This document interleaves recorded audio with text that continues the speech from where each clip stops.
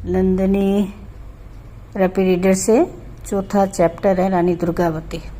ये बहुत लंबा चैप्टर है और इसमें कई पॉइंट्स बने हैं, तो आप कोशिश करना है कि इस वीडियो में दिखे हुए जितने भी प्रश्न हैं उनको समझो, पढ़ो और किताब से टैली करके उसको सही सही लिखने की कोशिश करना और याद रखना। स्पेलिंग का प्रयास, स्पेलिंग सही हो इसका प्रयास भी करना। और हाँ, जितने व्यूज़ है उतने लाइक्स मिलने चाहिए।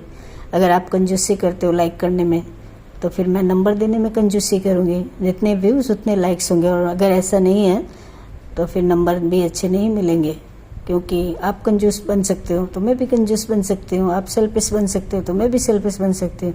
मैंने नोट्स लिखा है, फिर इसको मैं वीडियो बना रही हूँ, फिर इसको अपलोड करूँ, किसके लिए कर रही हूँ? मुझे तो दुनिया जानती नहीं, आप सभी बच्चों के लिए कर रहे हैं ताकि आपको अच्छा नंबर मिले। तो आप लाइक और शेयर ही नहीं करना चाहते, इतनी खुदगर्जी भी अच्छी चीज़ नहीं है।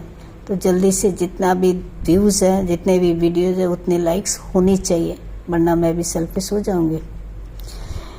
तो नंबर 1 क्वेश्चन जो है, रानी दुर्गावती का नाम भारत के इतिहास में महान वीरांगना के रूप में अंकित है। दूसरा नंबर, रानी दुर्गावती मध्य प्रदेश के बुंदेलखंड नामक राज्य की राजपुत्री थी। 3 नंबर, रानी दुर्गावती का विवाह गोंडवाना के राजा दलपति शाह से हुआ था। चौथा नंबर पॉइंट्स है, रानी दुर्गावती के पति का नाम दलपति शाह था। रानी दुर्गावती का जन्म 5 अक्टूबर 1524 को उत्तर प्रदेश के बांदा जिले के महोबा में हुआ था। 6 नंबर, दुर्गावती के पिता महोबा के राजा थे। महोबा एक राज्य है। दुर्गावती सुंदर, सुशील, विनम्र, योग्य व साहसी लड़की थी। 8वां है, बचपन से ही रानी दुर्गावती को वीरतापूर्वक एवं साहसी कहानियाँ सुनना व पढ़ना अच्छा लगता था। 9 नंबर, रानी दुर्गावती पढ़ाई के साथ साथ घोड़े पर चढ़ना, तीर तलवार चलाना अच्छी तरह से सीख लिया था। राजपुत्री थी, राजपुत्री को तो ऐसा नहीं चाहिए। 10 नंबर, शिकार खेलना रानी दुर्गावती का प्रिय शौक था। वे पिता के साथ शिकार खेलने जाया करती थी। पिता के साथ वह शासन व्यवस्था भी देखती थी। 12 नंबर, दुर्गावती के पिता उनका विवाह दलपति शाह से करना नहीं चाहते थे, लेकिन पुत्री की जिद के सामने हार माननी पड़ी। रानी दुर्गावती अपने पति के साथ गढ़मंडल में सुखपूर्वक रहने लगी। रानी दुर्गावती ने अपने पुत्र का नाम वीर नारायण रखा। पुत्र हो गया था, उसके बाद उन्होंने नाम रखा। 15 नंबर, एक दिन रानी दुर्गावती के पति दलपत शाह की मृत्यु हो गई। इसी बीच रानी दुर्गावती के पिता की भी मृत्यु हो गई। रानी दुर्गावती के पिता की मृत्यु के बाद महोबा और कालिंजर नामक राज्य पर अकबर ने अपना अधिकार जमा लिया।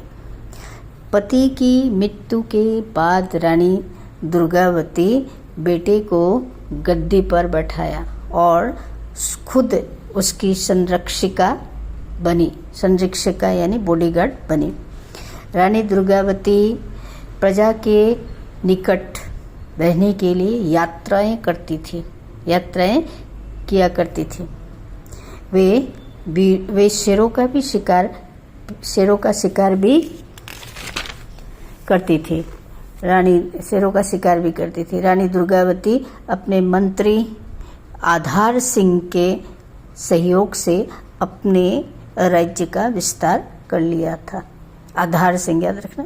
रानी दुर्गावती ने अपनी वीरता, उदारता व चतुराई से राजनीतिक एकता स्थापित करती थी।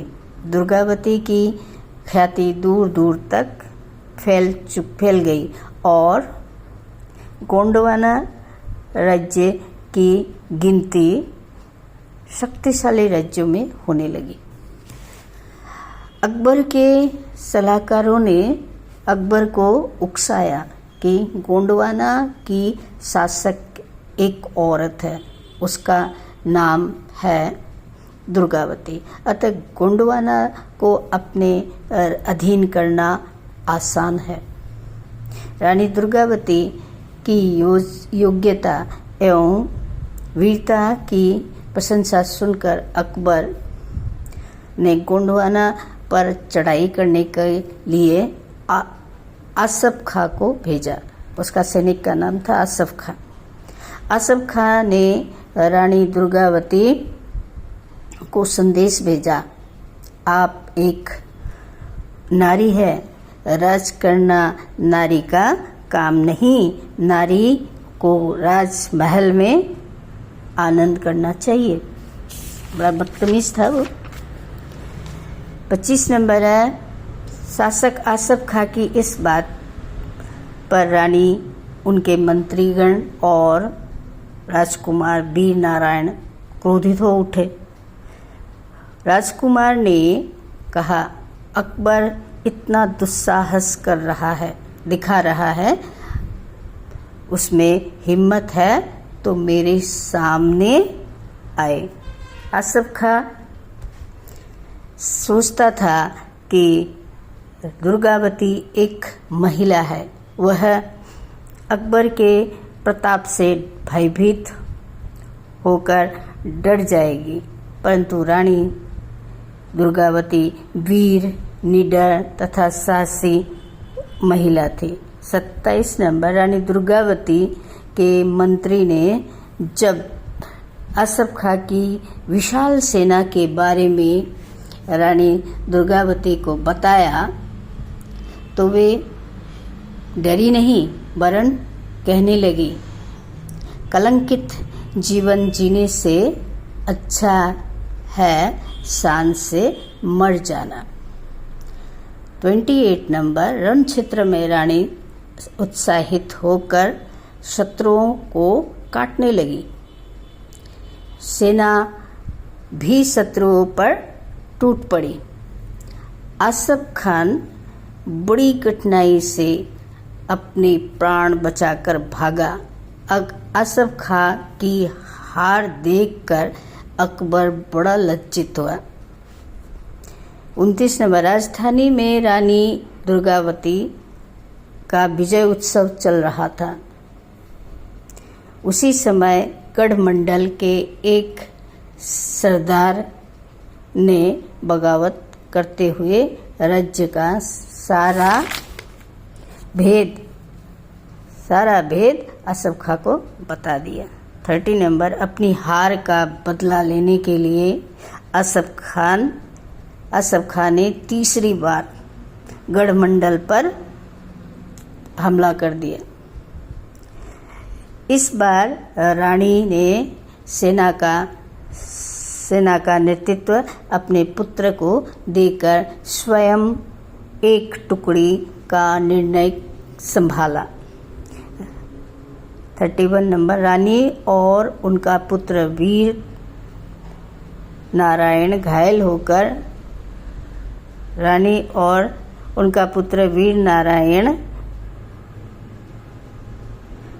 होकर घोड़े से गिर गया।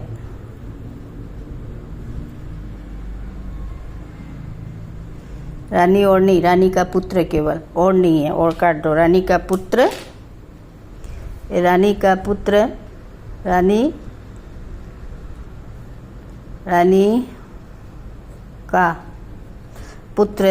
वीर नारायण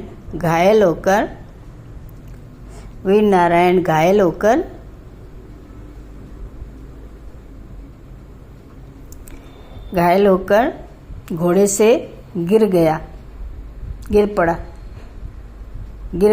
सैनिकों ने उसे सुरक्षित स्थान पर पहुंचा दिया। पुत्र को इस अवस्था में देखकर भी रानी दुर्गावती विचलित नहीं हुई, बल्कि दुगुने उत्साह से तलवार चलाने लगी। रानी दुर्गावती शत्रु पर दबाव बना रही थी कि अचानक कि एक तीर रानी की आंख में आकर लगा। रानी खून से लथपथ हो गई, पर फिर भी वे लड़ती रही। उन्हें असहनीय पीड़ा हो रही थी। इतने में ही अचानक से एक दूसरा तीर रानी के गले में घुस गया। तब रानी ने